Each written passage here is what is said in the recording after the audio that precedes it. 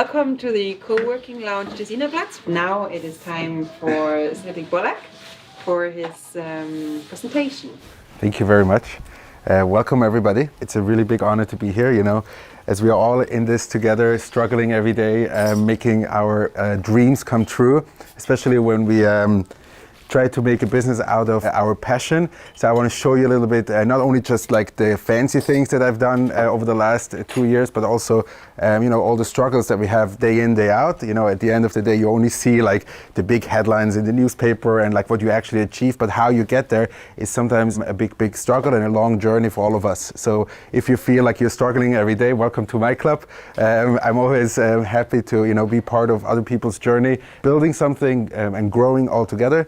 And that is basically what I want to show you, how we got to where we are today. First and most important to me is if you have any questions throughout the presentations, feel free to ask. We do have like a fixed 30-minute Q&A at the end, so if you prefer to wait till the end, that's also okay. Even if you don't have the questions right now, anybody who is not on Instagram here? Not on Instagram. Not on Instagram. Okay, so for all the people who are on Instagram, this is a quick 101, how we can contact people, what I do all the time. You go into my profile, you have the 3 dots on the top right, and then you can send me a message, whether you follow me or not. So very important to me, if you have any questions afterwards, you want to connect, you have struggles, and you want to hear someone else who has struggles too, you can always send me a message and we will suffer together through it. So I just want to make sure that it's not easy, it sounds very fancy, but it's very important that it's a long journey for all of us. Okay, so let me start by introducing myself. My name is Cedric Pollock. I grew up here in Zurich. After I finished my high school, I went for a gap year to Israel. Out of this 1 year turned out to be 7 years. And I was very, very deep into the startup scene in Tel Aviv. I'm not sure anybody has been to Tel Aviv here, or Israel in general. So if you have experienced a little bit what's going on there, it's really, really insane how many startups there are. Everybody has a startup or a startup for a startup, or they're startuping about the startup. So it is really, everybody has something going on. And that was really what made me think okay, I want to do something that is also in that space. Now I have to say, after I started this about a year after, my mom came to me and said Cedric, actually from a very young age, you always needed the latest gadget and you always wanted the newest Game Boy. I'm not sure who remembers the grayscale Game Boys, and then they had a colored screen and better colored screen. So I had them all, including the printer and everything. So kind of this evolved into this passion for seeing a little bit a glimpse into the future when I work together with startups. I'm currently doing my master's at the University of St. Gallen, so I'm still a student. This is all was kind of a side passion project that now is turning into hopefully a long-term lasting business, and this is the journey of what I want to show you. Important is this yellow sweater. Remember this. I'll explain a little bit about this later, okay? Global Tech Box. That's when I really had this urge of starting something on my own, struggling with finances, understanding what can I do without really putting up too much money. So I decided to start with a very simple text-based blog. We came up with the name.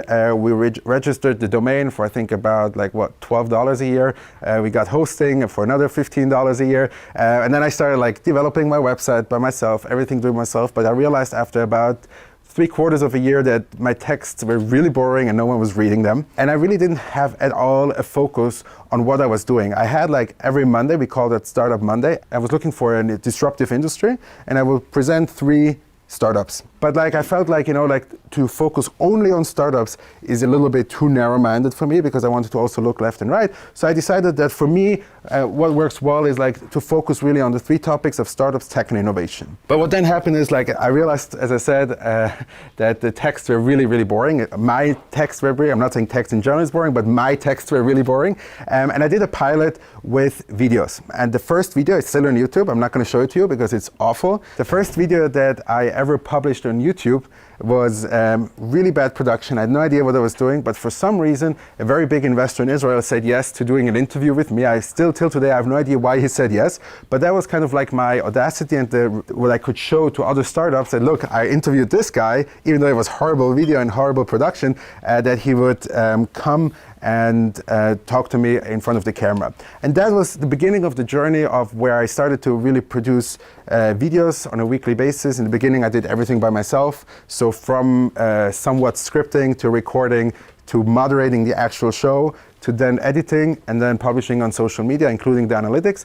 And then we slowly developed over time that like we wanted to actually build a format. So whenever people ask me like, what do I recommend? Well, start somewhere with videos. But like if you produce, like I did, 50 videos without asking any feedback, then you're just going the wrong direction. So it's very important to start very early on asking your target audience, no matter how big it is, what they actually want to hear in the videos. And from that, slowly going, in the beginning I was like just doing like some kind of like videos or interviews with these entrepreneurs, and then I would call it welcome everybody, today I'm visiting another startup here in Tel Aviv, and then it didn't really have like a real format, but then we decided to call it the Startup Show.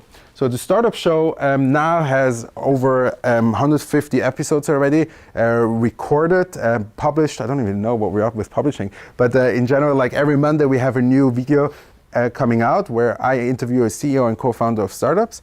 In general, I would say this is the big picture. When you narrow it down, we have about 80% startups and 20% other people from the startup ecosystem. So that might be investors, lawyers, initiatives, all kinds of people. But in general, 80% of the Startup Show are startups.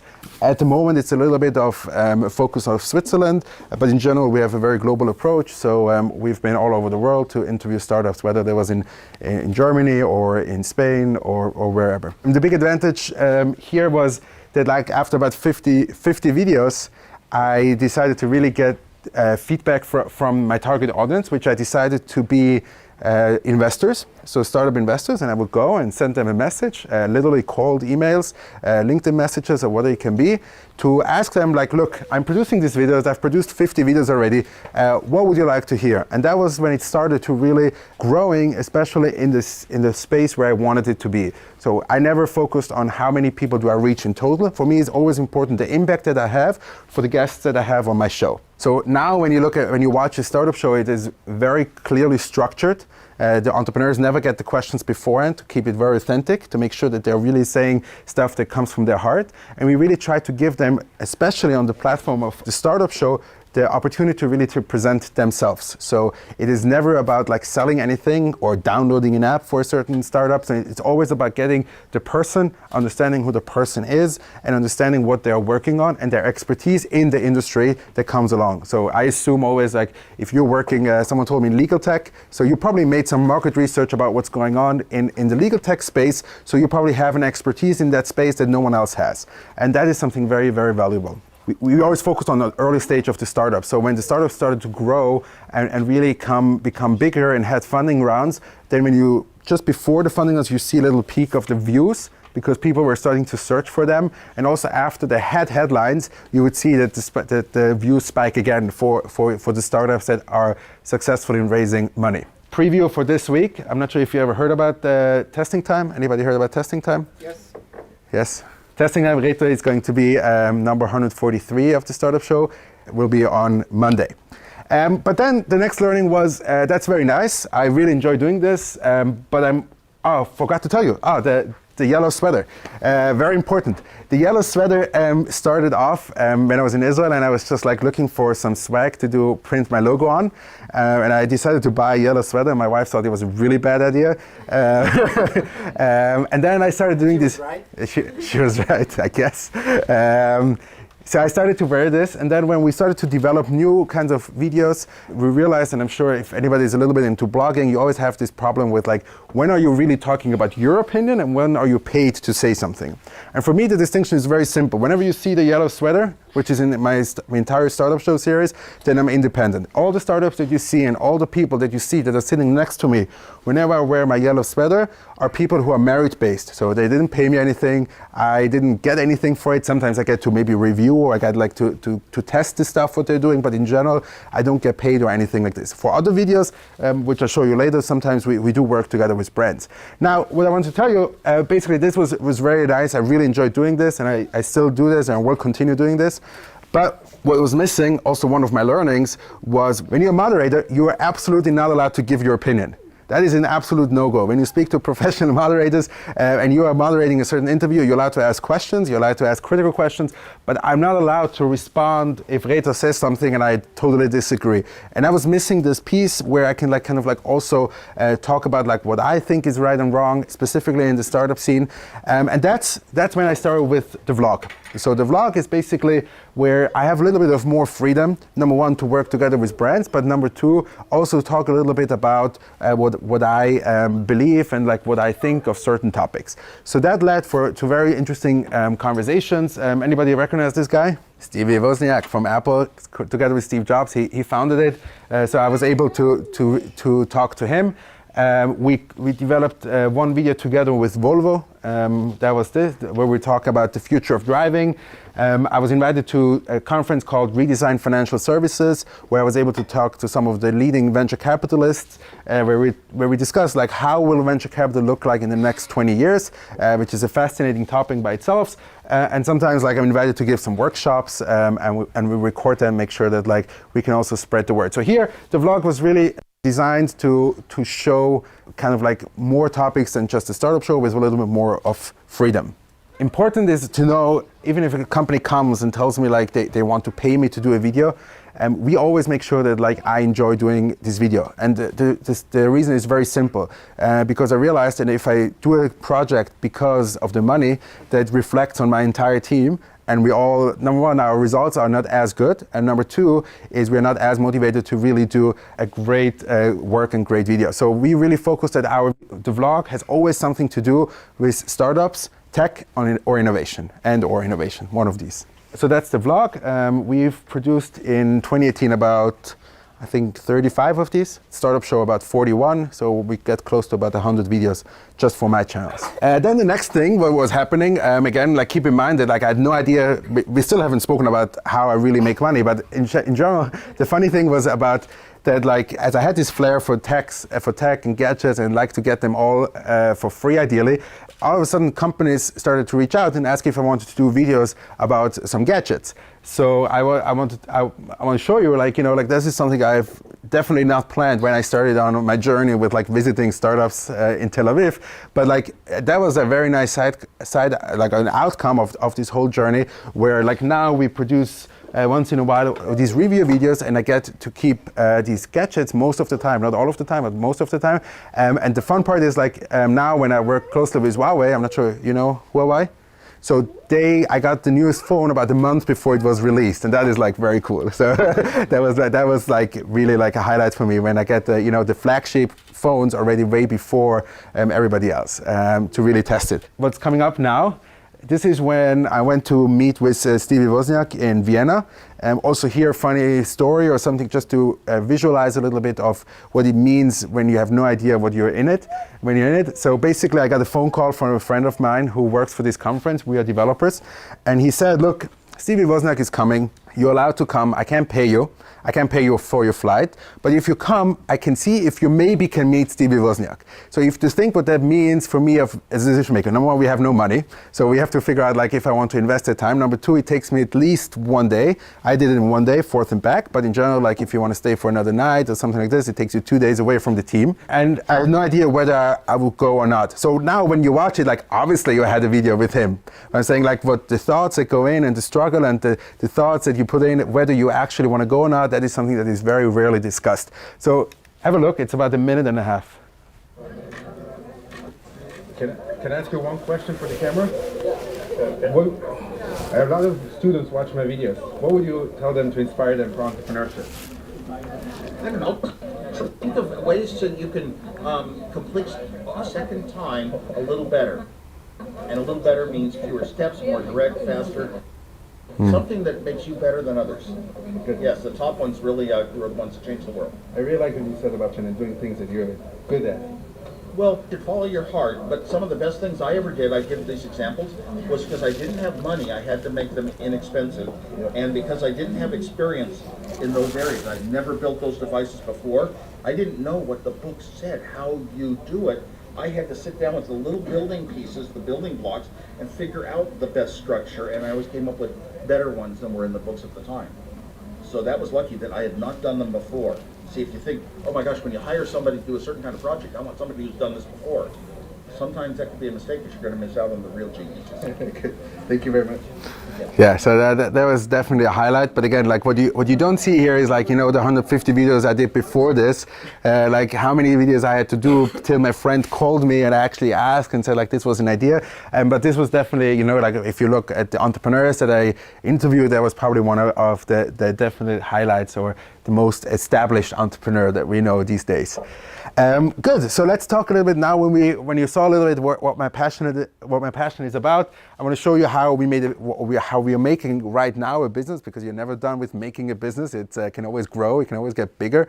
But I want to show you the thought process we went through. So basically, it was a point that about a year and a half ago when I realized it's very nice to have a passion, it's very nice to have a hobby, but if you want to really make money and make it a long-term thing, you have to figure out how you have some cash flow. So money coming in that you can either spend on your salary, you can spend it on your team, but you have to have certain kind of cash flow. Even if you have a lot of savings, you have to have like something that like comes in. So I was looking at my team, I would say about 2 years ago, just after our first child was born, I realized I can't do everything by myself anymore, because I was doing literally from, you know, scheduling to calling entrepreneurs to recording, editing, the whole social media, the distribution of it, all by myself. So I said like, okay, I'm starting to hire people, all freelance based, so like no one is full-time working for me.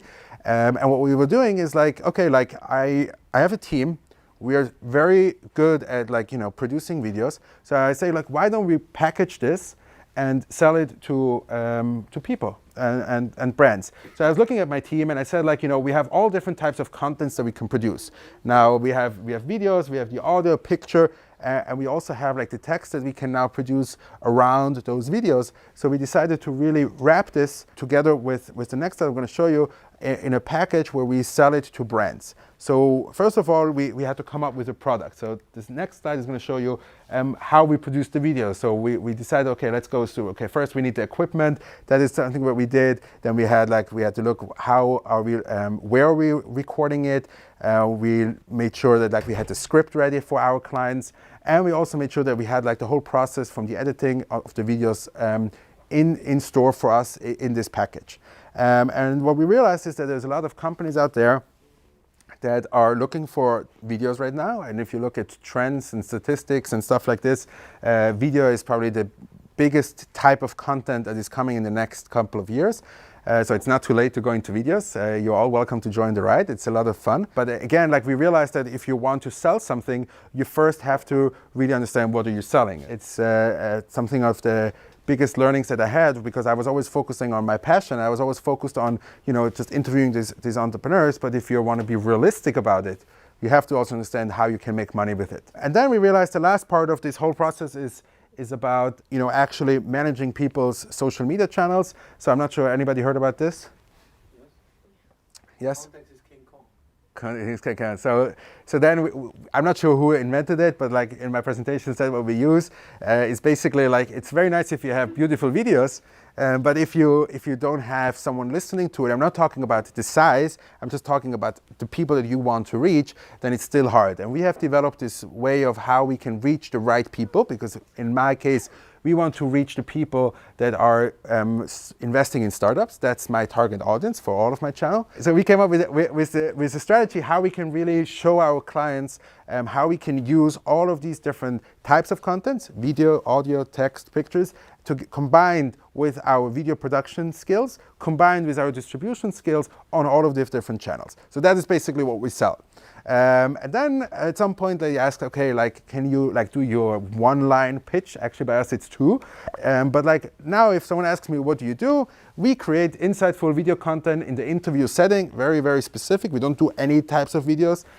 Focused around the topics of startups, tech, and innovation. And what it looks like in let's say in a nice diagram is basically we have the platform globaltechbox.com, we have this independent startup show, yellow sweater, you remember, and then on the other hand we have the branded content where we have worked together with Huawei, with Jeep. Now we have a series running that is sponsored by the Swiss government, so that is very exciting.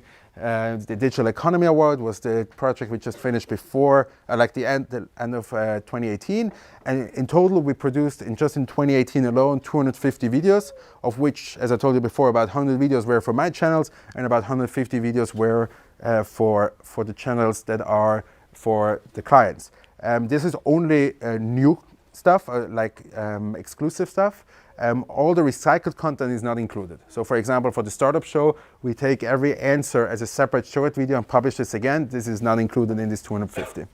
And this led to really fun projects. Again, carpool with Jeep. I'm not sure if anybody saw it. That's what we did. I was in London together with Huawei. That was from the Digital Economy Award. That's the ambassador of Switzerland to Israel. We made an interview that was sponsored by the Swiss government. And Mindfire, I'm not sure if you heard about that, what they're trying to crack the brain code. Also very exciting, they took us to Davos to produce those videos. So that was fun. We have worked with some conferences all around the world. Huawei took us twice to London, once to Berlin, to MWC Barcelona. I'm not sure if you heard about that conference. Very, very cool. That is definitely like how we make the money. So usually we sell at least a minimum of 3 videos at a time. So like I believe if you want to do a video series, it's at least 3 videos.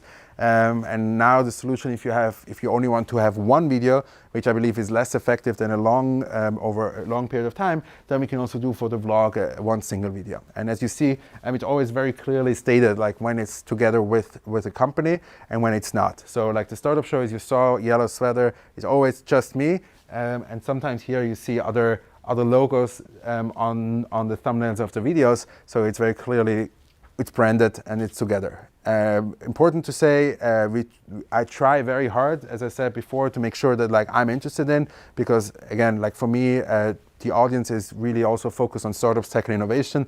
So there's many topics we wouldn't do as for our channels. We also sometimes do project where we come as video service providers. So like we just come in, we record some videos, video interviews for them, for their channels, without me in it, without our branding at all.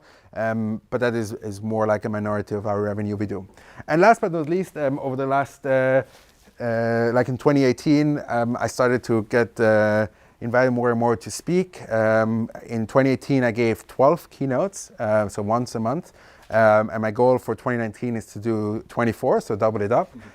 This is again not about money. It's about like really finding this like exchange with other people where we discuss of what we are talking, what we're building, the struggles that we all have, and really try to build something together and see that like everybody has their challenges.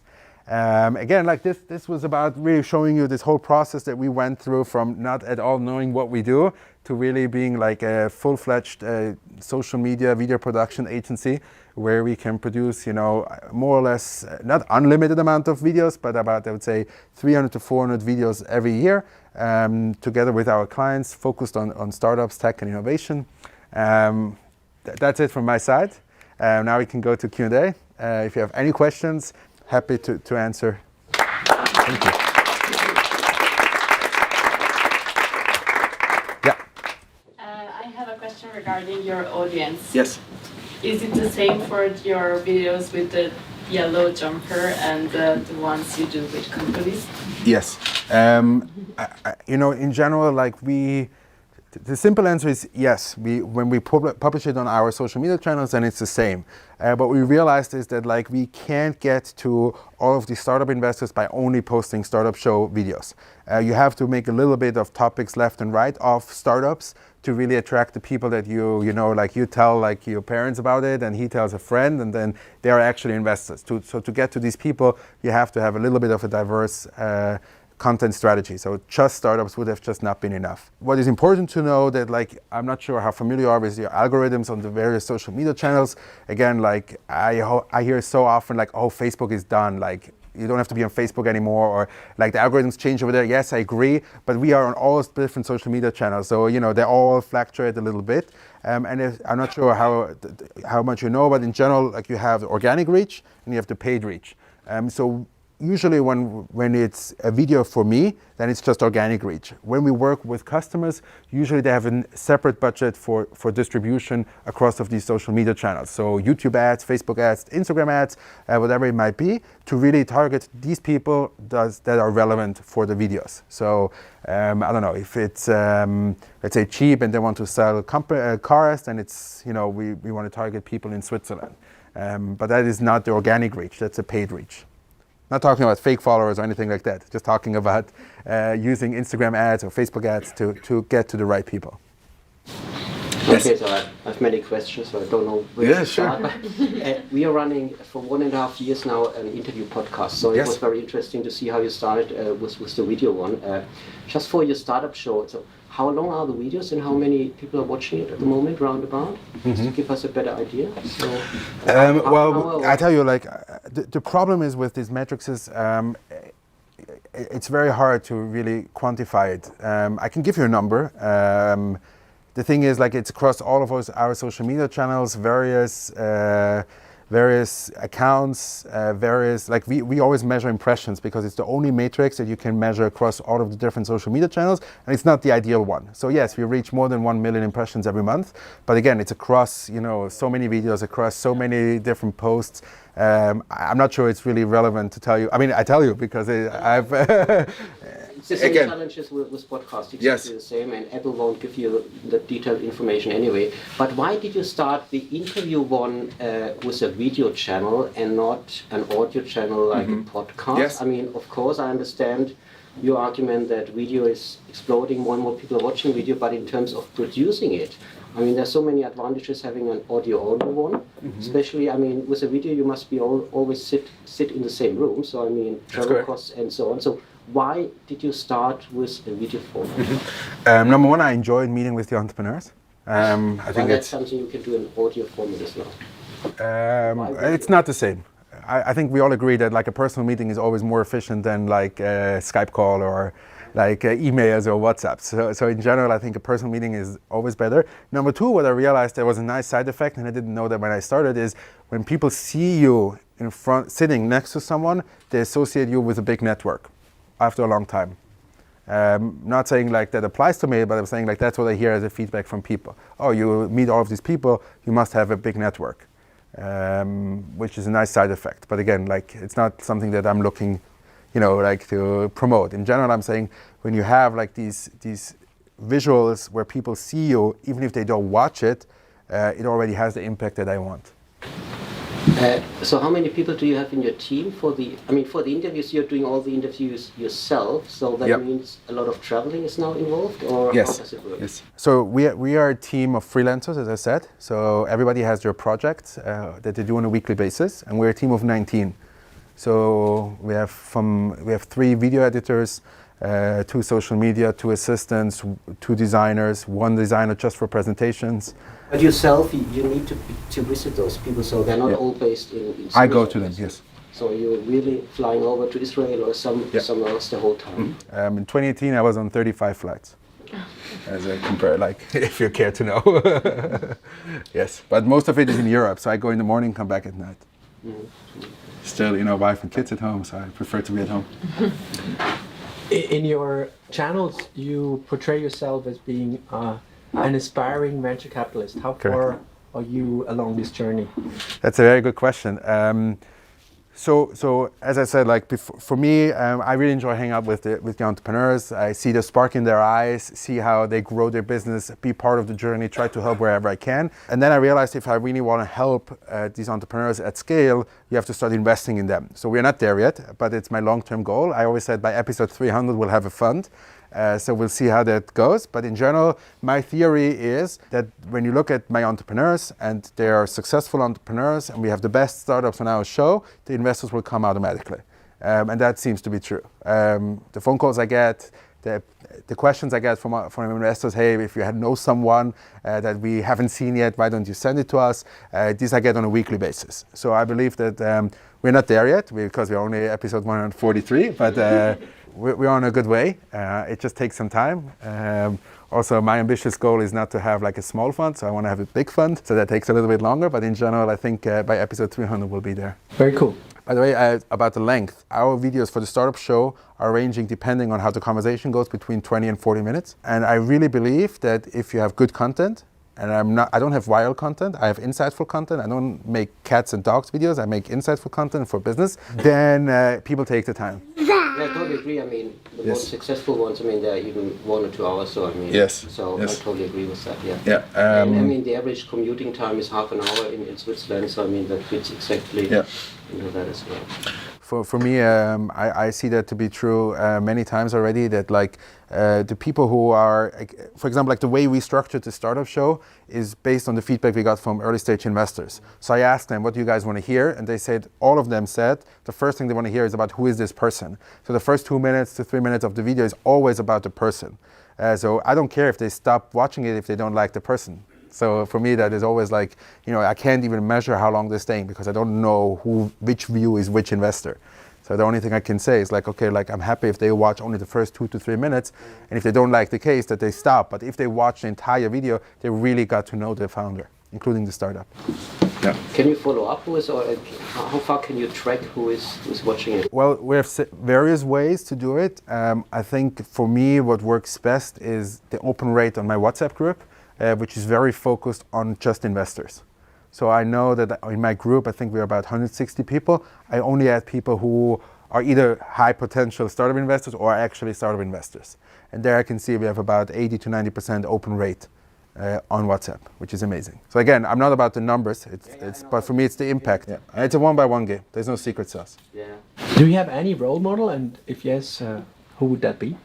But in general, yes, and it sounds very cliche, but I'm going to say it anyways. But Roger Federer, but not because of his tennis, because I feel like he was able, and I wish if someone has a contact to get an interview with him, that would be great. But in general, I think he was able, when I look from afar, from what I see, to really make a successful life. You know, he's very successful in sports, which is his profession, but he's also very successful as a family, as a father, but he's also very successful as a human being, as a nice person. And charity and philanthropy that he does, all of this together, I think that this combination, I think, is what I look up to. Very cool. And then, you know, like I have role models for different things. Now I'm very much into time management. You know, like I had like, you know, some meetings with some investment bankers who travel across the world for a half-an-hour meeting, and it's very interesting to hear how people are managing their time to really get the most out of their day. So I found a few people who do that really well, especially when you work with assistants. It's very hard to manage. So this is like my current topic of a few people that I got to meet that like are really managing their time in an interesting way. So you said that like you're the person who are like doing the interviews, so you're actually the bottleneck of the company in a sense. So how do you foresee like when you want to increase the number of videos, like how do you want to proceed with that? Or like how do you see the development of your role in general? It's a good question. In general, we have a few formats of the video where we can make it look like in the videos I was there, but I wasn't really, and I sent people that are from my team. What are the most important channels for you at the moment? Is it Instagram or? Important for what? Like to have the impact for the startups? Yeah. Or in terms of impressions? No, impact for the startups. I would say that WhatsApp is probably most important because there I know that I reach the people with a click of a button. Because again, like for me, it's all about like I don't really mind so much how long people are watching. For me, it's more important that you see it, and if it's interesting for you, you watch it. Sorry, maybe I missed that at the beginning. You have a WhatsApp group where you can subscribe to, or how do you? There's a new function. Actually, I've been doing this for about 3 years now. It was always like kind of like a dictatorship in this WhatsApp group. So like I was the only one who is allowed to write anything. And if anybody wrote something, I kicked him out right away to make it not annoying. And then about, I think 3 or 4 months ago, WhatsApp introduced a new feature where you can make only admins allowed to write. So that was perfect for me. It's because I had the groups already. I just had to turn on this function, and then no one else was able to write anymore. Very cool. Can you get your subscribers organically? I mean, you just kind of put it, you know, sign up to my WhatsApp group and you can, but and stuff like that, or how do you get people on the WhatsApp chat? It's one by one. It's one by one. Like you invite them, you meet them, you say, hey, yes. you wanna? Okay. Yes, but then they I don't kept pay. it. It's not a subscription. No. What's the thinking behind not letting people write messages or interact as a community? It gets annoying. It gets annoying to people. Yeah. Not everybody wants to interact. I have other groups where it's open for discussion. But it's, you know, like WhatsApp as of now is one of those mediums where people are still looking at every single message. I don't think everybody has, like, I always make sure that I have 0 at the end of the day.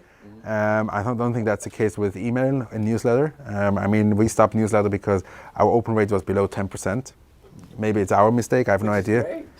Yeah. I mean, 10% is great. 10% is great, but again, like look at WhatsApp, we're at 80 to 90% Yeah, in the first 24 hours. So I would say if someone only opens it once a week, they have, you know, 1 message from us every week. If you subscribe to more than 1 group from us, then you get several messages. But in general, you only get 1 message per group per week. Do you have a lot of people or in your team like ghost posting for you, or do you? Yeah, all of it. I don't write anything. I realized about, I would say, till about a year ago, I did whatever I was good at and what I think what I like to do. Now I only do what I really enjoy and what I'm really good at, and everything else I delegate. It's just a matter of time and a matter of efficiency. Obviously finances, if you can finance it. Otherwise you have to do it yourself. And I did everything myself in the beginning. But right now I'm just not a good writer. Very simple. That's why I have people who do it for me. Like, I'm not a good editor, so I have an editor. What was the runway from like your first video that you produced until you thought you were, you know, making enough money to sustain it as a full-time job? Number one, we're still in the process. I don't think, you know, like the more you grow and the more money you have disposable, the more you spend. So you have to be very careful and understand how much you grow the company versus how much you put in profit or as a salary. But in general, like what I was told and what you hear at the university and from the lawyers is the first 2 to 5 years you should not be profitable. You know, and how much not profitable, that's a question, but at least be break even. Okay. Just not to have profits, because of profits you pay taxes. So you rather grow the company. That's what we do. Can you take us back to the point in time that sparked the initial spark for what you do today? Yes, it was this urge in 2015. I remember October 2015 is when we launched the first time. Horrible website, but we launched. I would say about a year before. That was like, you know, the previous job I had before I did this was in you know, Nielsen Research. So they had a subsidiary in Tel Aviv. So I was more in charge of like innovation scouting for the big banks and the corporates. So I was at all of these conferences where I saw all of these startups, and I just had this urge to start something on my own without, you know, committing like a big amount of money at the beginning. And the blog was the perfect outlet for that, because you have almost no expenses. Till today, we make sure that our expenses, fixed cost, are low as possible. We have about 600 to 700 francs a year on fixed cost. Mm-hmm. Everything else is variable. So depending on how many videos we produce, we can increase. So one more question, like you said, like you scout the startups, the entrepreneurs actually. So there are many you're interviewing. Like, how do you select? How do you know? Mm-hmm. I mean, again, like the Hollywood story is like, oh, we only take the best from the best. The reality is that in the beginning, I chased them till they said yes. Till about 50, 60 entrepreneurs, I really had to chase them. Now we are in a lucky position. We have about 20 startups at our disposal ready to be interviewed. I just have to give them a date. So that is like kind of like a dream situation that we have right now. But in general, what we have is, we have a very sophisticated like due diligence process, we call it, to make sure that we only get the ones that are serious. What happened to me twice was that people woke up in the morning, had a great idea. Hey, Cedric, can you make a video? And I said like, yeah, sure. And then like the next day, they said like, yeah, actually, you know, we stopped because it was still in the ideation phase. So we want to pass this stage, but we don't want to miss it when they go out and raise the Series A. So that's our sweet spot in the timing wise. And then when we look at the startups, it's usually you have to submit a form. So we have online a form where you can fill out a few basic questions. We make sure it doesn't take too much, because many entrepreneurs feel like when they have to apply and submit a form, they usually take about like 2 or 3 hours to fill out the form. Ours takes proven 30 seconds to be part of my list. And then they send us a pitch deck. Usually we have an initial phone call or a meeting. And then for about 6 months, I just observe what they're doing. Without like, I look at their pitch deck, I look what their roadmap is, and about after 6 months, I look again, what did they actually do? And then you can see pretty clearly who is serious and who is not serious. And then obviously, you know, we look at, do they have a digital approach? Are they innovative? Are they scalable? Is it possible that they're like, you know, becoming a fund returner, how you call it in venture capital? So I'm not sure how familiar you are with venture capital, but in general, if you invest 100,000, you don't want to get 200,000 back, you want to get 20 million back. So like, if you don't have the opportunity for this, then it's probably not the right fit. Again, this is a general definition, but then Sometimes, we have to see if we have an interesting case, then we say yes. But we usually, from the moment we meet the startup till they appear on my channels, it usually takes a year. Yes, so like it takes about 6 months till we look at them again, then it takes about another 2 to 3 months till we schedule, and then another 2 to 3 months till they're actually being published. But the reason is not because I couldn't do it faster. We could do it in like a day, but the reason is really to sift out the people who are not, getting to the stage of fundraising. So we were talking about your business strategy before, and you were showing examples of some of the branded content Yes. that you worked on, and I assume that's one of the growth areas of your Yes. business going forward. So, and you've done a couple with some good names. Thank you. What was I haven't watched them, so I have to watch them. Sure. What were the maybe biggest kind of negative or positive surprises about working with these big brands? Because otherwise you work with small startups, and I guess that's a different organization to work with. Yes, definitely true. I mean, corporates always have corporate communication, sucks, but like we have to do it. I like corporate comms, but that's okay. No, but I'm saying like, no, I'm saying like, for example, we work now with bigger consulting companies. I know, yeah. And sometimes like, when I talk to startups, I talk directly with the CEO, he tells me what to take out, I take it out and we're done. With corporate com, like now my experience of what I had was basically we had, someone told me, yeah, I'll give you feedback in 4 weeks. I said, like, we don't have 4 weeks, like I need it now, But again, like we always comply with everything. So the biggest surprise. always comply with everything. What kind of startup entrepreneur are you? No, with corporate communication. With corporate communication. But also with the CEOs. We always tell them we take out whatever they don't want to have. What surprises me the most is how much convincing it needs that views is not the only thing. When we got past that video is really important for 2019, how important it is also for 2020. When we got past this point, then usually the discussion is like, how many views and impressions do you have? And that is something that is probably the least important. I'm not saying you should not focus on target audience, but I think, anybody knows Gary Vaynerchuk? Yeah, I'm a big fan of him. So he has this one video where it says 1 is bigger than 0. He always makes this example, if you make a video and you have 1 view and he closes the deal for 20 million, it was worth the video. So like that is kind of like the thought process that I have to explain a lot to people. And especially when we work with brands. So like, for example, like when we work with Huawei together, I'm not in the consumer business. Like they have like a KOL program where key opinion leaders. So I'm not in the consumer business where it's about like selling smartphones. I'm in the B2B business where it's about, antennas, 5G, smart cities, autonomous driving, like the big topics, not if you sell another car or another phone or not. That's not what I'm interested in. And then like the KPI is a very different KPI. The KPI is, can you entertain the business? In an ideal world, right? But at the end of the day, being, with a bigger brand, you need to also report back and say, if I can get that impact on that one person, yes, we can also sell it in-house and say, this is better than quantity. Totally get that. But you have to be able to track that impact. Okay, I can show you the screenshots that I got. I can show you the screenshots that I got from Shenzhen, where they show me, I can show you from WeChat, where they show me that they had a B2B client. We're talking a big size of checks there.